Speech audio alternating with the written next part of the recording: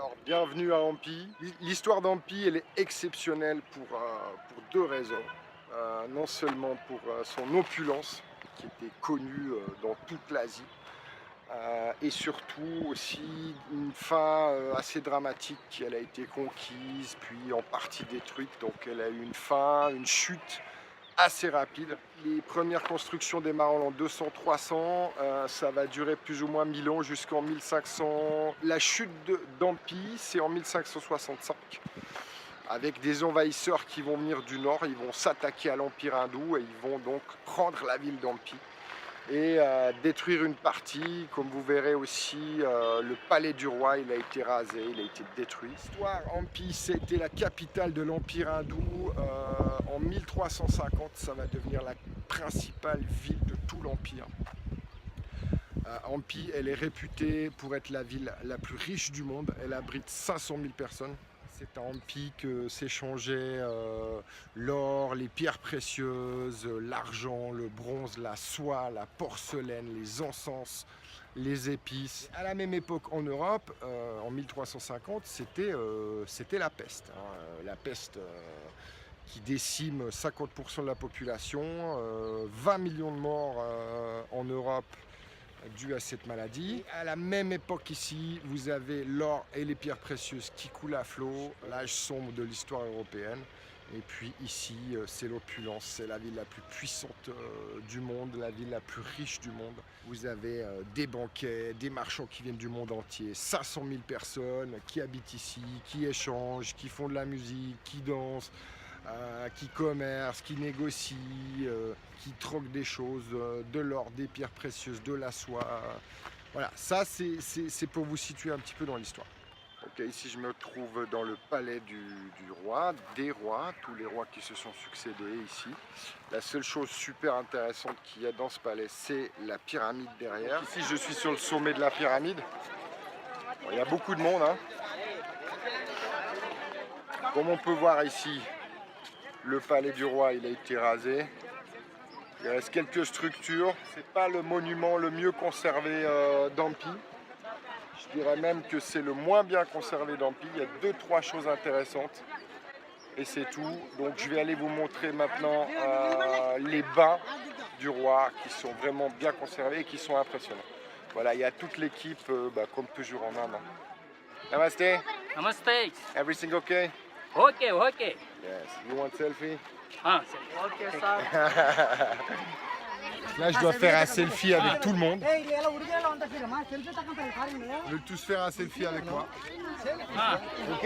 okay. Les mecs, Ah, okay, okay. Selfie. Come here. Come here. Come here. Ah, sir. movie. Yes. Good.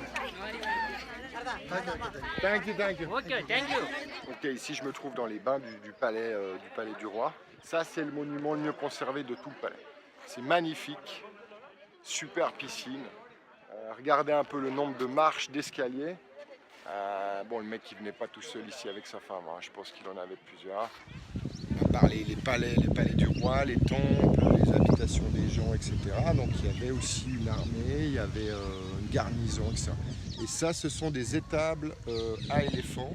Il y en avait 11 ici, il y en avait d'autres. C'est gigantesque, les portes sont énormes.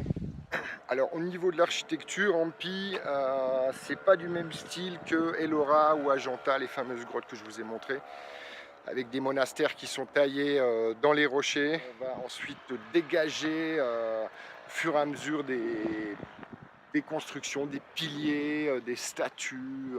Bon, ce qu'il y a d'exceptionnel, c'est qu'en Ellora et Ajanta, ils n'ont pas amené une seule pierre. Tout est taillé dans la roche. Donc il ne fallait pas se planter parce que si on creusait une statue et qu'on cassait un bras, bon, ils étaient embêtés, quoi. Donc franchement, c'était des pros, c'était vraiment c'était des vrais artistes, quoi. Sans déconner, c'était tout dans la tête et ils taillaient, ils creusaient une statue de Bouddha de 2 mètres, tout à l'œil nu. Franchement, c'était des pros. Donc ici on est dans une carrière de pierre brute, ce sont des blocs. Donc là, différence d'architecture entre Ajanta et Ellora et puis Ampi, la différence entre ces structures. c'est qu'ici, il n'y a rien qui a été taillé dans les rochers, tout a été construit, monté. Ils ont amené les blocs jusque dans les collines. Vous voyez ici derrière, on voit plein de blocs. Ça, c'est une des carrières. Ces blocs qui sont là depuis 5, 6, 7, 800 ans, ils n'ont pas été touchés. Il y a eu le déclin d'Ampie, bien sûr, un déclin rapide, donc ces blocs ils étaient prévus pour faire d'autres constructions. Ils ne sont pas arrivés jusqu'à la fin des travaux, la ville a ensuite été abandonnée. Donc, ça c'est pour la différence architecturale entre les monuments que je vous ai déjà montrés dans les grottes et Ampie. Alors au niveau de la musique, j'ai choisi des chansons un petit peu mélancolico-dramatiques. Peut-être certains qui n'aimeront pas la musique, mais disons que ça va assez bien avec l'histoire d'Ampie et tout ce qui s'est passé ici. Bonne visite à Ampie. Allez vous promener, allez vous balader, allez voir tout ça, c'est exceptionnel. C'est un des plus beaux sites de la planète, comme je viens de vous dire avant. Voilà, alors bonne visite et à bientôt.